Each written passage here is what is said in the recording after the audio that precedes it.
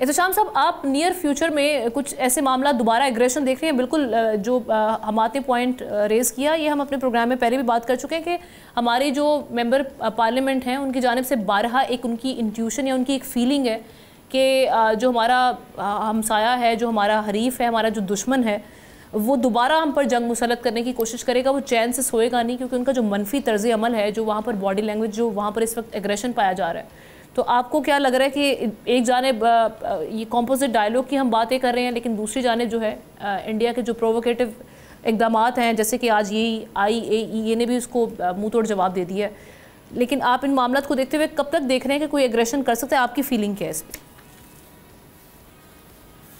आमना, आपने जो अभी जिक्र किया था ना कि हमारा दुश्मन हिंदुस्तान जो है बड़ा कमज़र्फ़ है, बिल्कुल आपने नंबर 1 बात की थी। ना सिर्फ कमज़र्फ़ है, इतना छोटा, इतने पैटी सोच के लोग हैं।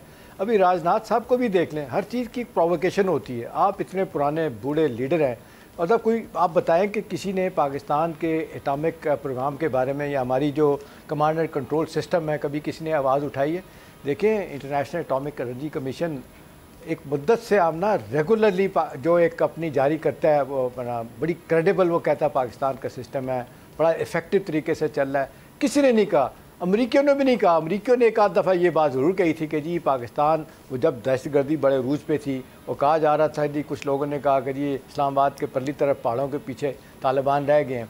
उस वक्त एक बयान आया था कि जी ये न्यूक्लियर हथियार तालिबान के या दहशतगर्दों के हाथ ना लग जाएं, लेकिन बाद में फिर उन्होंने सॉरी करके इसको वापस लिया कि ये जो इतना इफ़ेक्टिव सिस्टम आर्म फोर्सेस इसको चलाती है, पूरी सिविलियन अथॉरिटी साथ खड़ी होती है, कभी इस तरह का वाक़या हुआ नहीं। हिंदुस्तान के साथ तो इस तरह के वाक़यात हो भी हैं। लोग कह रहे हैं, जिस तरह आपने देखा उनके एटॉमिक पार्ट्स के बारे में, बहुत सारी चीज़ों के बारे में कहा जा रहा है, चीज़ें स्मगल हुई, लोगों ने पैसा बनाया, उस तरफ वो नहीं आते।